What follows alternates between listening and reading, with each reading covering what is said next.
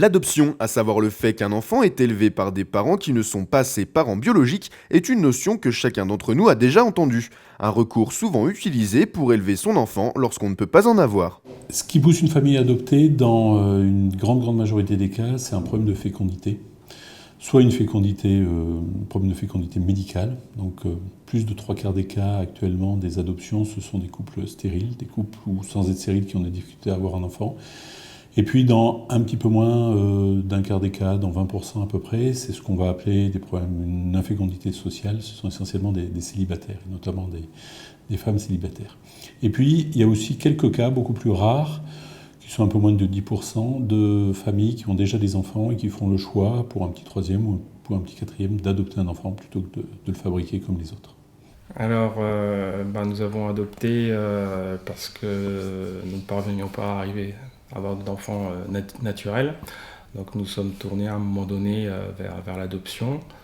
Ça nous a paru une évidence. Donc on s'est lancé dans la procédure d'agrément fin 2006-2007.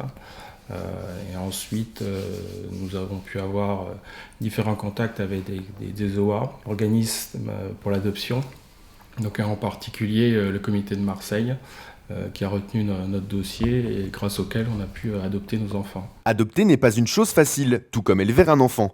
Un long parcours est nécessaire pour avoir le droit d'adopter, du conseil général aux assistantes sociales jusqu'aux psychologues. Non, pour adopter, il faut avoir certaines... Il y a quelques contraintes, et notamment, il faut passer au niveau du conseil général, avoir un agrément. Donc, c'est les conseils généraux qui décident, qui s'occupent de cet agrément. Donc, l'agrément, c'est des entretiens pendant 9 mois. Donc, le choix de 9 mois montre que les législateurs sont un peu facétieux, ça rappelle autre chose. Et donc, pendant 9 mois, sous l'égide du conseil général, il y a une enquête tout à la fois sociale et psychologique, pour voir que les parents, donc soit une célibataire, soit un couple, soient disponibles, aient les capacités de s'occuper d'un enfant qui a pu vivre des choses difficiles. Alors d'abord, il faut envoyer une lettre au conseil général pour faire une demande d'agrément. L'agrément dure environ 9 mois.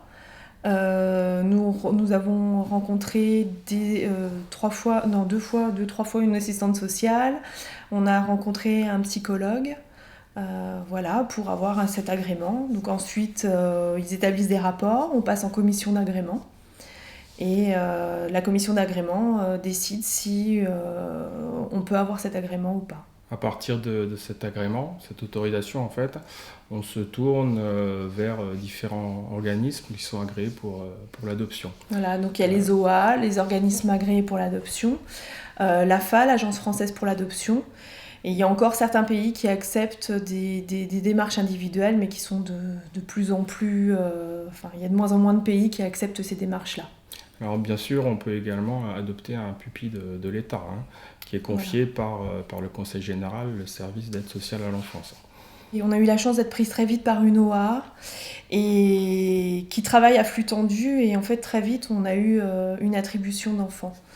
Donc c'est vrai qu'on a eu vraiment beaucoup de chance et que c'est pas forcément la réalité de l'adoption, puisque actuellement on dit que les délais entre un agrément et un enfant qui arrive à la maison, c'est des délais de plus de 5 ans actuellement.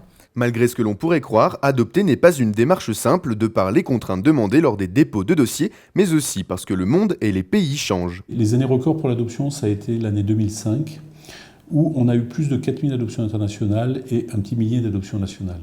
Donc c'est vrai qu'il y avait beaucoup plus d'adoptions internationales que d'adoptions nationales. Là, actuellement, le nombre d'adoptions nationales est à peu près le même, toujours un petit millier, alors que le nombre d'adoptions internationales s'est vraiment effondré depuis ce record de 2005. Puisqu'en 2012, c'était qu'à peu près 1500 enfants à l'international qui étaient adoptés. Il y a déjà des pays qui étaient des pays d'origine assez importants qui ont fermé pour différentes raisons, qui ont fermé ou qui ont diminué, soit parce que leur niveau de vie augmente, qu'il y a plus d'adoptions nationales, c'est par exemple le cas de la Colombie, qui est un pays où il y a toujours des adoptions, mais il y en a moins qu'il y a quelques années. Il peut y avoir aussi clairement des questions de fierté nationale. La Chine, qui était un gros pays d'origine, qui était au milieu des années 2000, aux alentours de 2005, c'était le plus grand pays d'origine pour l'adoption internationale. Pas trop en France, mais aux États-Unis, 75% des enfants adoptés étaient des petites chinoises. Et puis la Chine, on ne peut pas en même temps dire qu'on est le pays le plus puissant du monde, qui organise l'événement le plus médiatique au monde, les Jeux Olympiques, et en même temps accepter que chaque année, des milliers de petites filles quittent le pays. Donc il y a ces raisons un petit peu de fierté nationale. Il y a aussi des pays sur lesquels on se demandait, autant le pays d'origine que les pays d'accueil, si les adoptions étaient bien claires, bien nettes. Et donc on a mis quelques restrictions, ce qui a fait diminuer le nombre d'adoptions. L'exemple, ça peut être Haïti, où Haïti, qui était le premier pays d'origine pour les enfants adoptés à l'étranger en France, il y a eu le séisme qui a mis le pays par terre. Donc c'est vrai qu'il fallait faire rapatrier les enfants qui avaient été victimes de ce séisme, qui étaient déjà attribués à des familles françaises. Mais tout le monde s'est dit qu'après le séisme, il fallait vraiment que les choses se reconstruisent tranquillement avant qu'on relance des adoptions. Un suivi de l'enfant est obligatoire en France après l'adoption. Souvent partiellement réalisé, ce sont des unités telles que celle du docteur de Montléon qui pallient à ce manque, mais aussi des associations de parents. Il y a un suivi qui est imposé par la loi, toujours par le Conseil général. Donc le Conseil général est là pour s'assurer qu'il y a un agrément et doit après suivre les enfants. Ce suivi est plus ou moins fait, ça dépend un petit peu des départements, ça dépend de leur disponibilité. Les conseils généraux manquent de moyens, donc ils essayent parfois de parer au plus pressé. Ils sont chargés aussi de préparer les familles, non seulement de les juger, mais aussi de les préparer. C'est fait plus ou moins bien, ça dépend des départements. Mais c'est vrai que l'après-adoption, l'accompagnement est un gros souci. Et c'est pour ça que des associations de parents font des réunions, essayent de se regrouper, font des groupes de parole. Et c'est aussi pour ça que se sont créées les consultations d'adoption depuis quelques années et qu'elles ont autant de succès parce qu'on occupe ce post-adoption, cet accompagnement après l'adoption qui est un petit peu laissé complètement, trop souvent laissé à l'abandon et les familles sont trop souvent abandonnées, isolées et elles sont heureuses de se retrouver dans ces consultations.